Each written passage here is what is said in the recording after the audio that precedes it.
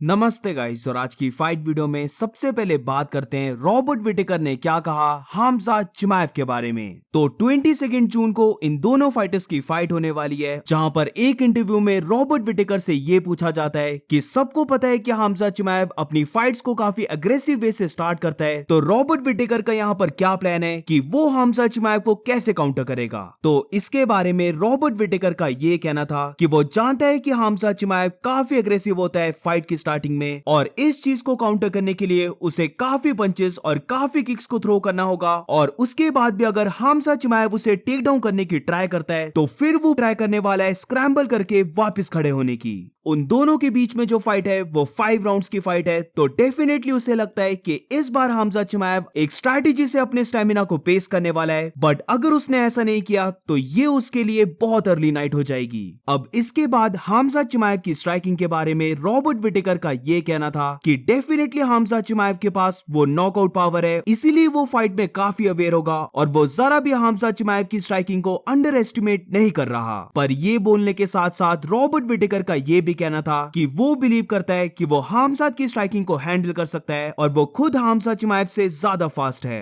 I definitely think controlling the spacing is going to be important in this fight. I am ready for the wrestling exchanges. I'm ready for the scrambling. I hope he is, But yeah, I think controlling the spacing, giving things to worry about, like throwing punches, throwing kicks, making sure that he can't just freely shoot. And then when he does shoot, make sure that I out-scramble him. And it's a 5-round fight, so I'm sure his pacing's got to be a little different. Otherwise, it's going to be an early night for him. To be aware of, he's got power. He's got a very clean 1-2 down the pipe. I'm aware of it. You're not underestimating him, are you? Definitely not. Not underestimating him, but I can handle it.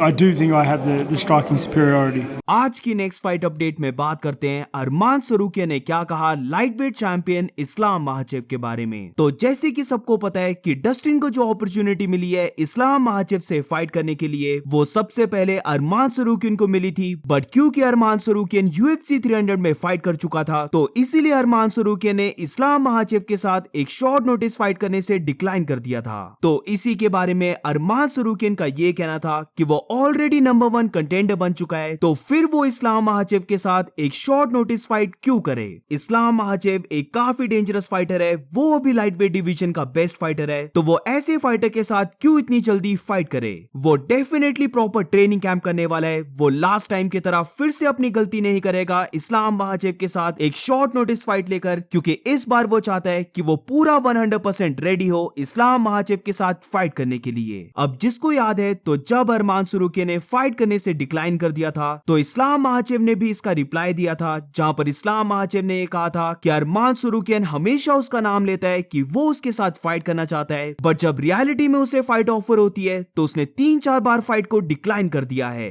तो इसी के बारे में recently अरमान सरूकिया ने भी clarify किया, जहां पर अरमान का ये कहना था कि 3-4 बार नहीं बल्कि सिर्फ एक बार ऐसा हुआ था जहां पर उसने इस्लाम महाचेव के साथ फाइट करने से डिक्लाइन कर दिया था। उसकी ऑलरेडी फाइट बुक हो गई थी जो एल्वारेज के साथ, जहां पर उनकी फाइट को सिर्फ एक वीक बचा था। वेरस अगर इस्लाम महाचेव की बात करें तो उसकी फाइट होने वाली थी बेनील दारियुश के साथ, बट किसी रीजन से बेनील दारियुश को फाइट से पुल आउट करना पड़ा और UFC ने उसे अप्रोच किया कि क्या वो इस्लाम महाचेव के साथ एक वीक के शॉर्ट नोटिस में फाइट करना चाहता है। तो सिर्फ यही वो टाइम था जहां पर उसने इस्लाम महाचेव के साथ फाइट करने से मना कर दिया था, और इसका रीजन ये था कि उसने पूरे ट्रेनिंग कैंप में ट्रेनिंग की थी जो एल्वारेज के साथ, जो एक ऑर्थोडॉक्स फाइटर है, उसके साथ फाइट करने के लिए। वेरस अगर इस्लाम महाचेव की बात करें तो इस्लाम महाचेव एक साउथ पा फाइटर है। अब एंड में इस्लाम महाचेव और डस्टिन पोरियर की फाइट की प्रेडिक्शन देते हुए अरमान सरूकियन का ये कहना था कि इस फाइट में इस्लाम महाचेव डेफिनेटली ट्राई करने वाला है कि वो डस्टिन को केज के साइड पुश करे, उसे टेक डाउन करके ग्राउंड में बीट करे और इवेंचुअली उसे ट्राई करे सबमिट करने की। डस्टिन की बात करें तो वो देखने वाला है कि वो इस फाइट को स्टैंडिंग रखे, और अगर यहाँ पर इस्लाम महाचेव ने डस्टिन के साथ ट्राई किया स्ट्राइकिंग करने का, तो ये चीज इस्लाम के लिए एक काफी डेंजरस भी हो सकती है, क्योंकि डस्टिन की स्ट्राइकिंग काफी हाई लेवल की है और वो बहुत ही जल्दी इस्लाम महाचेव को नॉकआउट कर सकता है। बट इसी के साथ अगर वो ओवरऑल देखे तो उसे लगता है कि इस्लाम महाचेव इस फाइट को विन करने वाला है। आज की नेक्स्ट फाइट अपडेट में बात करते हैं फेदरवेट चैंपियन इलिया टुपोरिया ने क्या कहा मूव्सा रीवलॉइव BMF champion max Holloway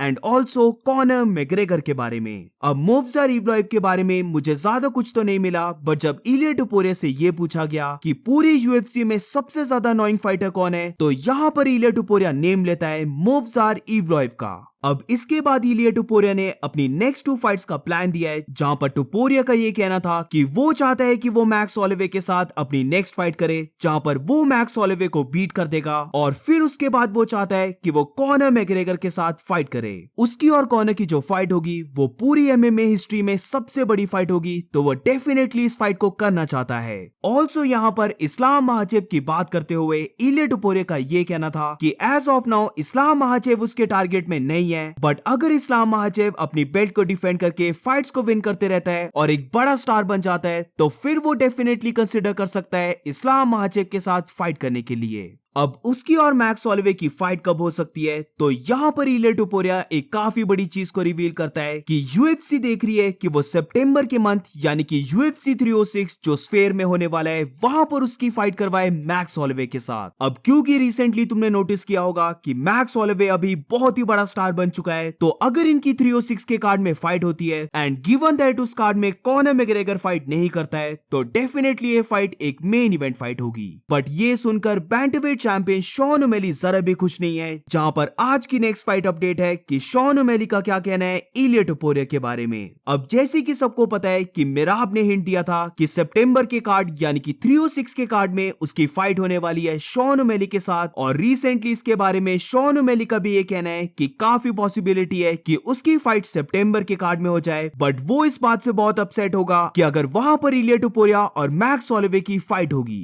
Shawn O'Malley को भी ऐसा लगता है कि अगर इलिया टुपुरिया और मैक्स होलोवे की फाइट होती है तो वो फाइट होगी मेन इवेंट की, वेरस उसके वर्सेस मिराब की जो फाइट है वो फिर शिफ्ट हो जाएगी को मेन इवेंट के लिए। अब क्यों इस बात से शॉन ओमेली अपसेट है, तो ये काफी वाइल्ड रीजन है, क्योंकि शॉन ओमेली का ये कहना था कि क्योंकि इलिया टुपुरिया एक शॉर्ट फाइटर है और वो ये चीज नहीं देख सकता कि मेन इवेंट कर रहा है एक शॉर्ट फाइटर, वेरस उसकी फाइट हो रही है को मेन इवेंट में।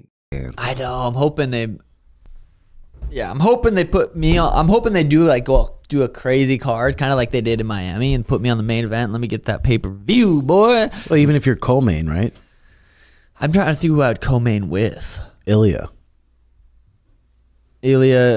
yeah, I would be upset. He's Ilya too versus short. Max. If he was taller than me, I'd say that's fine. But the fact that he's 5'4", main eventing over me, it'd piss me off. But I'd be fine with it if we got pay-per-view. I don't know कब Shawn O'Malley ये accept करने वाला है, but अभी अगर हम देखें तो आई डोंट थिंक सो कि इसमें कोई डाउट है कि इलिया टुपुरिया एक ज्यादा बड़ा स्टार है as compare to Sean O'Malley. आज की नेक्स्ट फाइट अपडेट में बात करते हैं UFC 303 की को मेन इवेंट फाइट के बारे में। तो guys, it's not looking good, क्योंकि रिसेंटली सबको पता होगा कि खलील राउंट्री ने खुद सरेंडर कर दिया है कि उसने टेंटेड सप्लीमेंट्स को कंज्यूम कर लिया है, और रिसेंटली अपडेट आता है कि खलील राउंट्री को 2 मंथ्स का बैन लग चुका है और इसीलिए वो 303 के को मेन इवेंट से बाहर हो चुका है। और अब 303 की जो को मेन इवेंट है वो होने वाली है जमाल हिल वर्सेस कार्लोस अल्बर्ग के बीच में। पर्सनली अगर मैं बोलूं तो रिसेंट टाइम में मुझे कार्लोस अल्बर्ग एक काफी अच्छा फाइटर लगने लगा है, जहां पर वो अपनी हर एक फाइट को फिनिश कर रहा है, और उसकी जो जमाल हिल के साथ फाइट है वो भी काफी अच्छी फाइट है। बट स्टिल अगर ऑनेस्टली बोला जाए तो डेफिनेटली ये फाइट डिजर्व नहीं करती को मेन इवेंट में फाइट करना।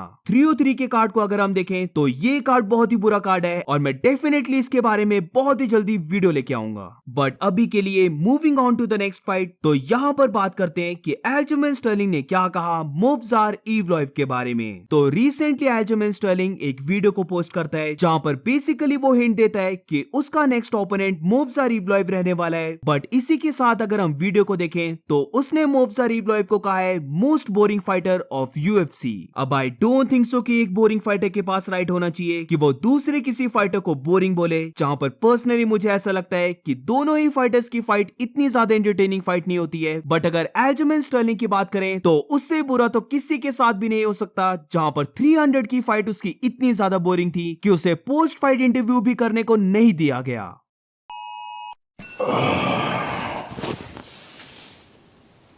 Another one? UFC's most boring fighter. Okay.